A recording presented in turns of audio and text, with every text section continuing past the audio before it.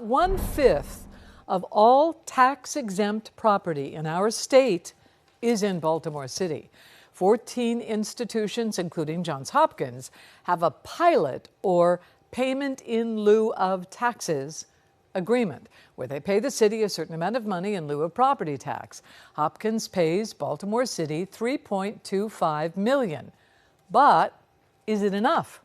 So that's a question being asked by a grassroots coalition of labor groups and activists and examined in a far-reaching report, and indeed it is, by Lee Sandelin from our media partner, the Baltimore Banner, who joins us now. Thanks for joining us, Lee. Really interesting story. As I told you, I learned a lot by reading it. So this pilot is in lieu of property tax. Now, if there were no pilot agreement with Hopkins, they own, according to your report, about 150 acres. What would the property tax look like? Would it be a lot more than that? Sure, yeah, that's a great question. Thanks for having me. If Johns Hopkins were not a tax-exempt institution, their annual bill, the city comptroller's office has calculated, would be about $60 million. Whoa, big difference from 3.25. Just a bit. Yeah, all right.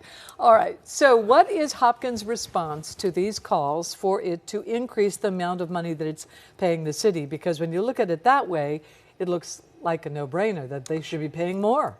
Sure. Well, their response is twofold. So on one hand, they would say that they do a lot for the city of Baltimore as is. And I don't think anyone would really argue with that. But they point out that a lot of initiatives, they back a lot of initiatives in the city, whether it's helping employees of theirs buy homes and grow the city's population and the city's homeownership rate.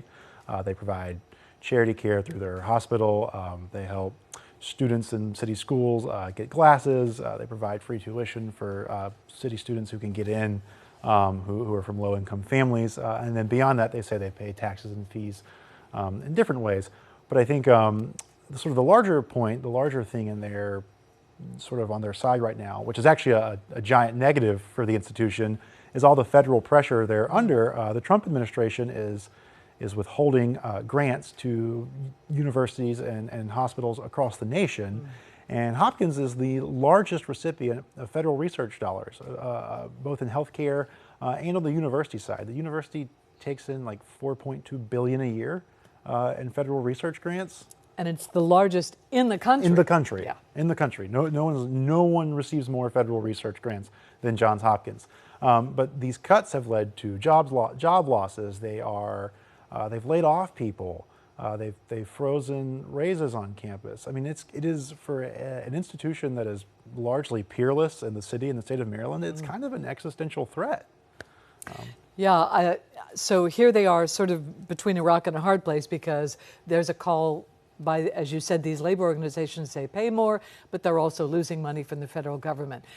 Really, as I said in the introduction, far-reaching report, Lee, terrific reporting. I urge people, take time to read it because I learned a lot. And Hopkins, as the #1 employer in our city, Absolutely. Is an important institution for the survival of Baltimore. Yeah, I think people would agree with that as well. Yeah.